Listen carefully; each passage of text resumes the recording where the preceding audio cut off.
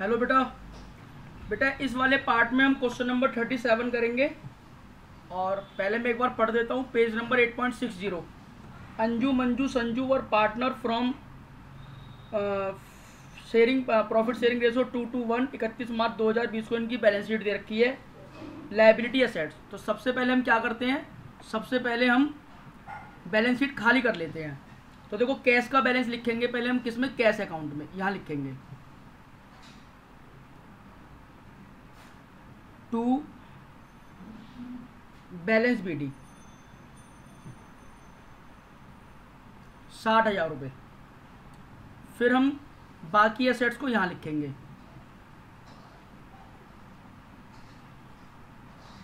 To sundry assets, debtors, stock, investment,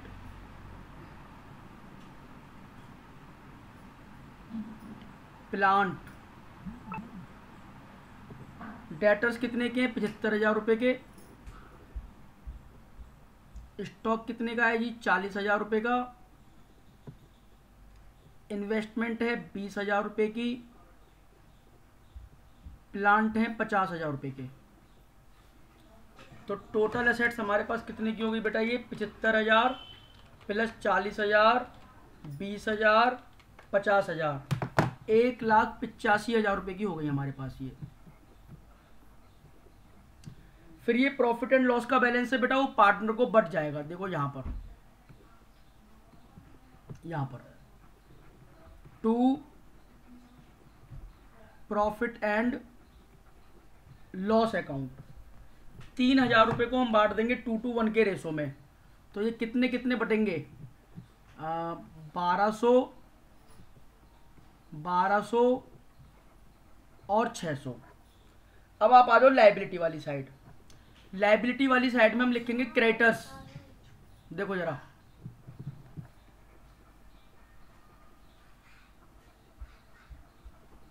by creditors कितने रुपए के हैं जी, 50,000 रुपये के। बैंक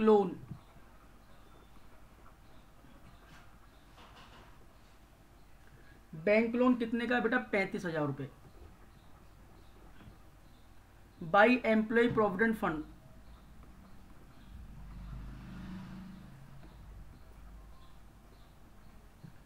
ये कितने रुपए का है, 15,000। By investment fluctuation fund reserve, ये कोई हमारे पास लायबिलिटी नहीं होती है,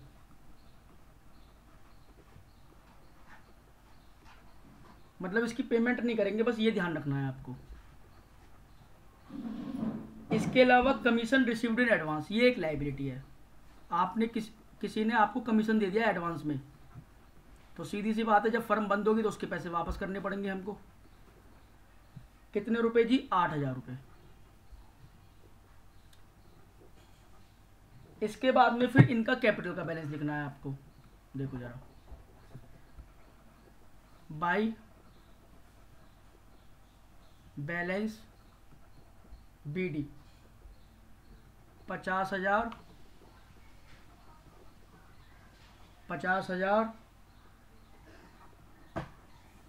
और 30,000। ठीक है बेटा, तो हमने ये पहला स्टेप कर लिया। अब हम बात करेंगे सेकंड स्टेप की। देखो जरा, सेकंड स्टेप में हम क्या करेंगे, नीचे क्वेश्चन ने जैसे जैसे कहा है वैसे वैसे करेंगे। On this date the firm was dissolve, Anju was appointed to realise the assets. बेटा अंजू को अपॉइंट किया गया सारी असेट्स को रियलाइज करने के लिए, यानी कि बेचने के लिए। Anju was to receive 5% commission on the sale of assets. Anju को इस काम के लिए 5% कमीशन मिलेगा कैश को छोड़ करके, यानी कि जितने रुपए की असेट्स रियलाइज होंगी। बेटा कैश तो कभी रियलाइज होता नहीं है, कैश तो आपके पास ऑलरेडी है ही है। बेचते हम किसको, अदर एसेट्स को, और अंजू सारे खर्चे बियर करेगी रियलाइजेशन के। अब बेटा अंजू की जिम्मेवारी है कि सारे खर्चे वही करे, हम तो उसको 5% कमीशन दे देंगे।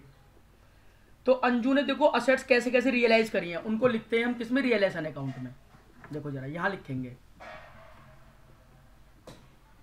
By cash account. तो अंजू ने डेटर्स रियलाइज करे हैं 60,000 रुपए के, 60,000 के। स्टॉक उसने रियलाइज करा है 35,500 रुपए का। इन्वेस्टमेंट रियलाइज करी है 16,000 की।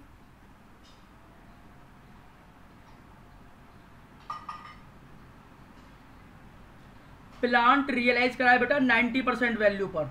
देखो प्लांट है कितने का, 50,000 रुपए का है प्लांट, ये रहा, ठीक है ना। तो 90% वैल्यू पर रियलाइज हुआ है कितने का, 45,000 रुपए का। इसके अलावा बस जी ये एसेट्स रियलाइज हुई हैं, तो 60,000, 35,500, 16,000 और 45,000, तो ये बैठती है बेटा 1,56,500। इतने पर उसको कमीशन मिलेगा, तो उसको यहां लिख देते हैं हम, to Anju capital account, bracket में क्या उसका कमीशन। अब सारे खर्चे भी वही करेगी, तो 5% कितने का, 5% ऑफ 1,56,500, 1,56,000 का, 1,56,500 का 5% इंटू 5%, 7,825 रुपये, 7,825।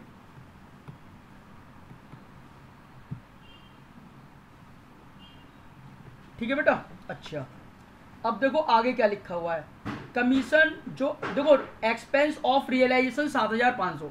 अब ये जो खर्चे हैं ना, एक्सपेंस जो करे हैं ये अंजू करेगी, हमें कुछ नहीं करना है इसका, ठीक है ना, तो हम इसकी कोई एंट्री नहीं डालेंगे। Commission received in advance was return to customer. देखो ये जो कमीशन था 8,000 का, ये 3,000 रुपये डिडक्ट करने के बाद हमने वापस कर दिया, तो हम इनकी पेमेंट कर रहे हैं टू कैश अकाउंट। कमीशन की पेमेंट हमने कितनी करी बेटा, 5,000 रुपये की, 3,000 काटने के बाद। और देखो फर्म हैड टू पे 8,500 फॉर आउटस्टैंडिंग सैलरी। बेटा एक आउटस्टैंडिंग सैलरी भी दे रही है फर्म। अब आप मुझे ये बताओ, यहाँ पर कहीं आउटस्टैंडिंग सैलरी लिखी हुई है, नहीं लिखी हुई, यही बात लिखी है उसने आगे, नॉट प्रोवाइडेड फॉर अर्लियर, यानी कि वो यहाँ पर पहले से है ही नहीं, तो ये एक अनरिकॉर्डेड है, तो आपको 8,500 की पेमेंट करनी पड़ेगी। बेटा लाइबिलिटी चाहे रिकॉर्डेड हो चाहे अनरिकॉर्डेड, सबकी पेमेंट करनी पड़ेगी। इसके बाद में compensation paid to employee amounted to ₹17,000। तो अब देखो हमें कंपनसेशन भी देना है,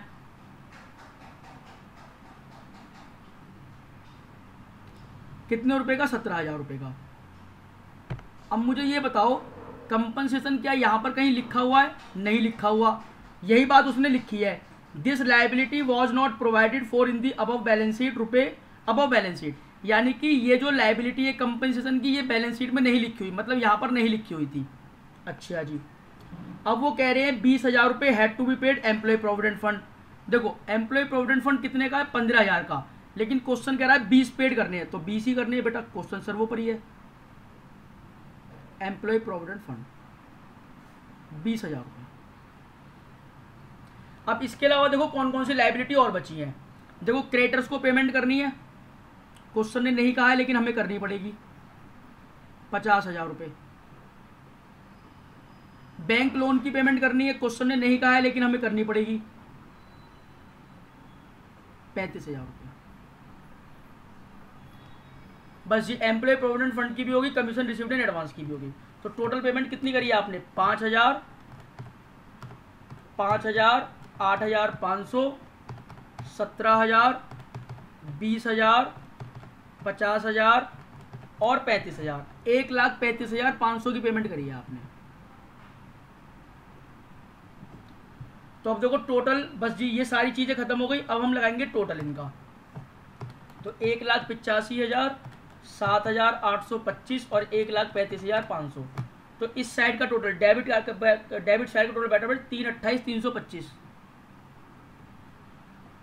3,28,325 रुपये। तो इसको हम इधर भी लिखेंगे, 3,28,325 रुपये।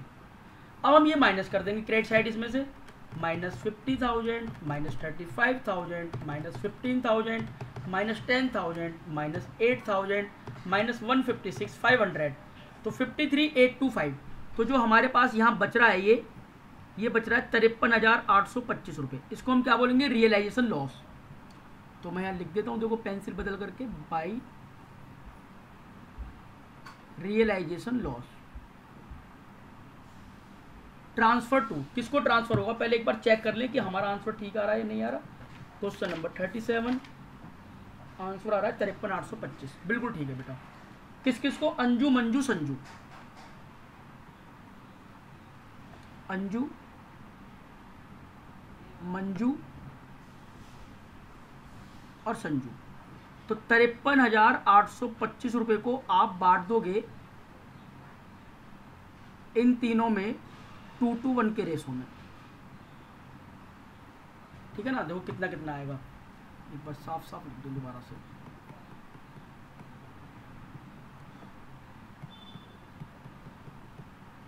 तो इन तीनों में आप ये बांट दोगे 2:1 के रेशो में। तो बेटा इसकी वर्किंग नीचे कर लेना, 53,825 इंटू 2/5, इसको मिलेंगे 21,530 रुपये। लॉस है बेटा, ये मिलेंगे क्या, इनके नाम में लिखा जाएगा 21,530, 21,530 और उसको मिलेंगे 53,825 इंटू 1/5, 10,765 ये मिलेंगे, ठीक है ना। अच्छा जी, अब इस लॉस को हम देखो कहाँ लिखेंगे, पार्टनर के कैपिटल अकाउंट में। ओहो, यहाँ पर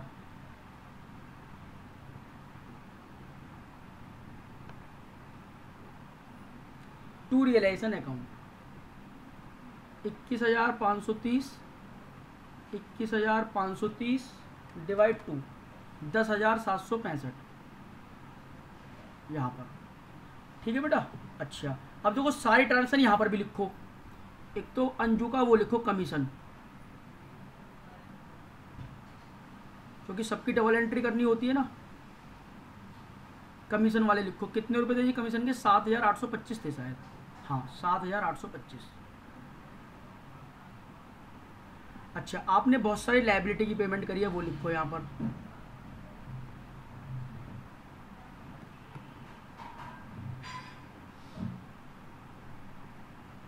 बाई कैश अकाउंट कितनी लायबिलिटी है भाई, 1,35,500 रुपये की। तो सारी एक साथ लिख दो आप। और आपने बहुत सारी असेट्स पे की हैं, कितने रुपए की, 1,56,500 की, उन्हें भी लिख दो आप यहाँ पर।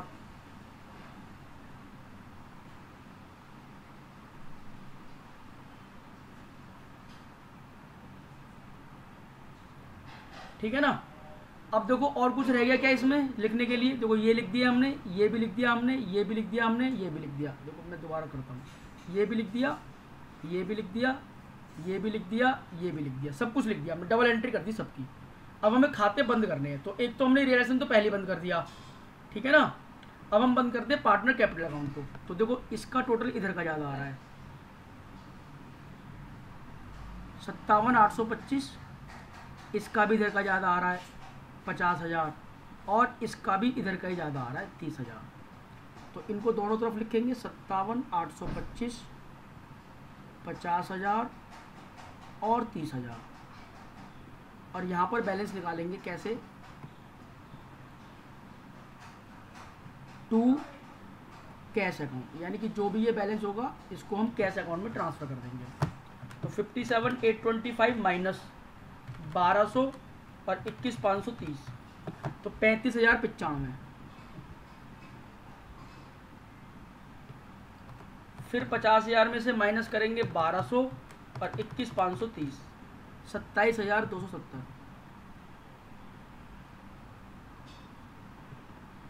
और फिर 30,000 में से माइनस करेंगे 600 और 10,765, तो ये आएंगे 18,635। इन्हें यहाँ लिख दो अब, बाई अंजू कैपिटल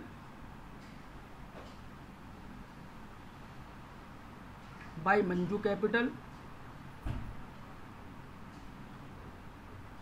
और बाई संजू कैपिटल। तो ये एंट्री यहाँ से उठ के यहाँ पर आ जाती है, ठीक है ना, यहाँ से यहाँ पर उठ कर आ जाती है ये एंट्री, ठीक। अच्छा, कितने कितने रुपए भैया, 35,095, 27,270 और 18,635। अब इसका टोटल लगा दो बेटा कैश अकाउंट का, ये टैली करना चाहिए। 60,000 एक 56,500, तो ये बैठ रहा है 2,16,500 इधर का, और इधर का 1,35,500 प्लस 35,095 प्लस 27,270 प्लस 18,635, ये भी बैठ रहा है 2,16,500। तो ये हमारा क्वेश्चन कंप्लीट हो गया बेटा। आई होप आपको समझ में आ गया होगा। फिर भी अगर कोई डाउट आपको है तो आप मेरे से क्लियर कर लें।